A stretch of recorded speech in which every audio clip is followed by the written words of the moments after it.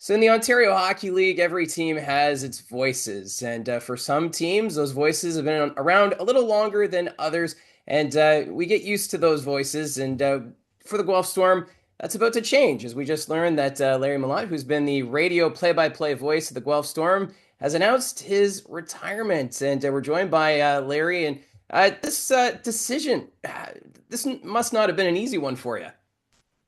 It was, Mike, because my wife has some health issues and grandson as well. And it's nothing really serious, but at the same time, I need to be at home. And I kept thinking about not wanting to be on the bus midway between Guelph and Sault Ste. Marie or Guelph and Sudbury or whatever and getting a phone call. And it isn't just the 30 years with the Storm. Actually, I first started to do play by play, hockey play by play in Guelph 50 years ago in 1975 when Joe Haloti owned the hockey team. And Joe eventually brought the team into the Ontario Hockey League and then later moved it to Owen Sound. So it's been a long time, and it's about time to let somebody else take over. And we were chatting through email, and I understand that you actually have a Barrie connection. You were born here, but not raised. I was born in Barrie in 1948, and please don't do the math on that. It's too late, probably. But yes, after the Second World War, my father remained in the military and was stationed in Borden. So I was born in Barrie, and then I think probably about 2 years after that, I forget where we would have gone from there. Maybe it would have been the Canadian Forces Base, or as it was known back then, Camp Petawawa. But yeah, I was born in Barrie. And during your childhood, I'm assuming you must have been really into hockey. But when did you get to the bug to become a broadcaster and eventually wanting to do play-by-play? When I put on the skates and tried to make myself into a hockey player and realized that I was a little on the small side, not particularly skilled, and got thinking about are there other ways to go about doing this? And then just growing up, watching and listening to the likes of a Danny Gallivan in Montreal, Foster and Bill Hewitt in Toronto, and various other hockey play-by-play people, and thinking I could probably do that and be involved in the game. So it all worked out very well. When I moved to Guelph from London in 1974, part of the reasoning was the team was doing their broadcasts on CJLY radio in Guelph. And the play by play guy, Norm Jerry, had been the New York Rangers TV play by play guy in the 50s after doing the Guelph Biltmore Mad Hatters. And it's all about connections sometimes in the game. He wound up there because Emile Francis had been the coach in Guelph and then the general manager of the Rangers. So sometimes who you know doesn't hurt. And that must have been a great experience just to be able to learn from someone who's done the National Hockey League and has already had a career in doing broadcasting. Well, tremendous advice along the way and really common sense advice. For instance, one of the first things that he told me was that say he shoots, he scores before the crowd reacts. You should be right on top of the play, and those words should be out of your mouth before the crowd reacts. And I kind of always gauge from that point on in reviewing my own work whether that's what was happening. And just that was just one piece of advice. And I understand you did leave Guelph for a little bit before coming back to doing the Guelph Storm. What was the big draw coming back to Guelph? Because usually when I hear your name and your voice, I immediately think of Guelph. Well, the hockey team and Joe Haloti, with Joe Haloti in charge and the radio station, couldn't come to an agreement for the 81-82 season. So I started to take a look around. And the radio station that I went to in Regina ultimately wasn't doing play by play, but I wound up doing PA announcing for the Regina Pats. They were the voice of the Saskatchewan Roughriders, so sports oriented radio. And then from there, I went to Red Deer. And besides doing a morning show, I wound up doing Alberta Junior Hockey League and Red Deer College hockey on TV. So it kept me involved in the game. And then when I came back to Guelph, well, eventually we got things sorted out. The Storm came to town, and the rest of it is history after that. And you've had some great experiences covering the Guelph Storm from championships to Memorial Cups. Is there anything that stands out for you during your time with the Storm as a broadcaster? Well, I should mention, by the way, we wound up back in Guelph and doing no small part to the fact that this is my wife's hometown. Two of our three children were born here. So many exciting things. 6 trips to the Memorial Cup, no question about it, winning 4 OHL championships.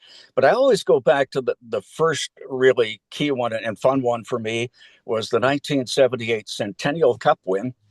And it was the year before you wound up doing tournament play to decide championships for the Centennial Cup, for the Memorial Cup. It was all best of 7. And the Guelph Platers were playing in the Provincial Junior League. We had to win, I believe, the 4 series coming out of that league, then play Thunder Bay, then play Pembroke, then play Charlottetown, and finally Prince Albert, all best of 7 series to determine a national championship team. We wound up playing almost as many playoff games, I think, that year as regular season games. But off that team, half a dozen guys went on to the National Hockey League. Coach Ron Smith, Paul Dvorsky was a defenseman who became a referee in the National Hockey League because of his family background. His father had been a longtime referee.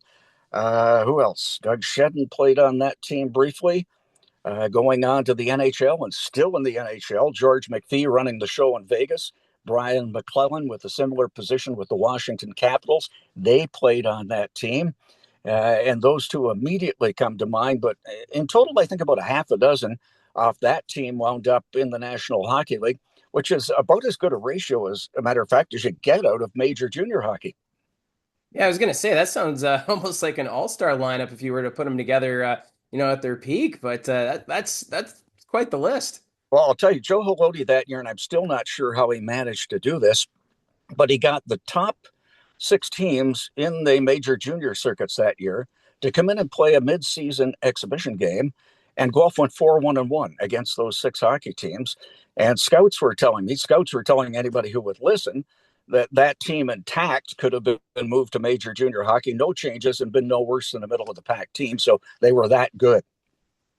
And during your time, of course, there's been plenty of different broadcasters who've spent significant time in the OHL. And you were a part of one of the great rivalries, the Guelph Storm, the Kitchener Rangers. Of course, Don Cameron was the voice of the Rangers. What was that like, that relationship? You've got the rivalry on the ice, but did you have a bit of a rivalry with Don Cameron when it came to the broadcast booth? Absolutely not. All positive. Don Cameron, besides Norm Jerry, was a great influence for me, and he provided a lot of good advice over the years. Fred Wallace and Owen Sound has always been a very good friend. And in fact, the people in the broadcast booth and the media, the print media, the online people, I think around the league are always friendly. And I don't can't think of an instance where there were any disputes going on because of what was happening on the ice. What happened on the ice happened for 60, 65 minutes or whatever, but all of the people around the league, friends before and after games and during the games, while you were so focused on the game, you didn't get a chance to pay too much attention to what the other people were up to.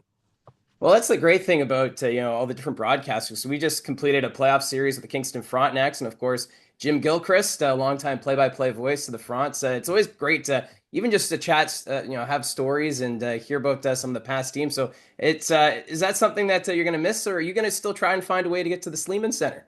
Oh, I'll still be out for some games. And you mentioned Jim Gilchrist. Jim's the only one in the league that has done more OHL games than me. Our totals are probably similar when I add the other leagues that I was involved in. But yeah, I look forward. I'll make it a point to get out to the Sleeman Center when friends like Fred Wallace or Jim Gilchrist, Mike Stubbs, Mike Farwell, any of those people show up to say hi to them as much as checking out the game.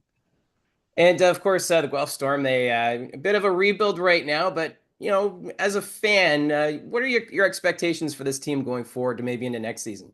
What I saw at times this year was a team that was learning what it's going to take to win. And I always remember Jeff Ward, when he coached here, had a great line. He says, "You have to learn how to lose to teach you what it takes to win." And by that, you get all of the mistakes hopefully out of the way. You figure out how to correct those mistakes and very simply not make them as often. And you discover the kind of intensity that it takes to win hockey. And I was starting to see that. There was the stretch where the Storm lost 10 in a row, and that took them out of playoff contention. But at the same time, there were a lot of 1 and 2 goal hockey games. And those are the type of games that if they're picking up the lessons I think they picked up, those are games that will start to, over the next year or two, turn into wins. So I think the team here will be a team that's somewhat in contention, but at the same time, It's in a conference where London's always a contender, Kitchener almost always. That Windsor team's going to be good next year. Sault Ste. Marie should be fine. Brantford in the East. And I know a little less about the East because the Storm only played the Eastern teams twice a year.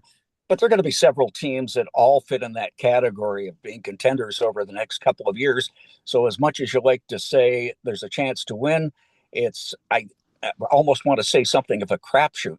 Maybe more so when you get to the Memorial Cup, when you've got to win games immediately in their single games. But even the season, you can say, well, this team is going to contend next year, but all kinds of things can happen to prevent it.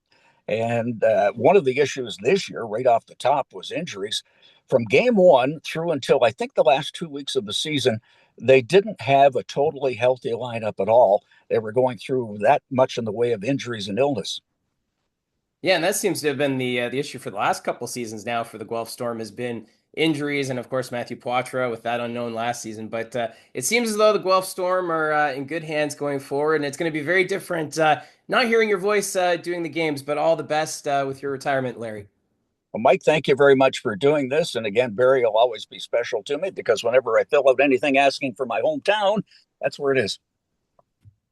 So that's longtime radio play-by-play voice of the Guelph Storm, Larry Mellott. And it's going to be very different not seeing Larry at the rink whenever the Guelph Storm arrive in Barrie to face the Colts. But still a great career, and obviously, you want to take care of your family. And sometimes those long bus rides, they can take a bit of a toll. So thanks again to Larry for joining us here on the channel, who announced just earlier this month that he's hanging up the microphone and a new voice will be taking over the Guelph Storm radio broadcast. So again, thank you very much for all your support. We'll continue to look to do interviews like this throughout the off season, maybe trying to get a hold of some other radio voices who may have hung up the microphone, but still, it's always great to touch base with the broadcasters around the Ontario Hockey League. And don't forget to hit like and subscribe, and we'll talk to you again soon.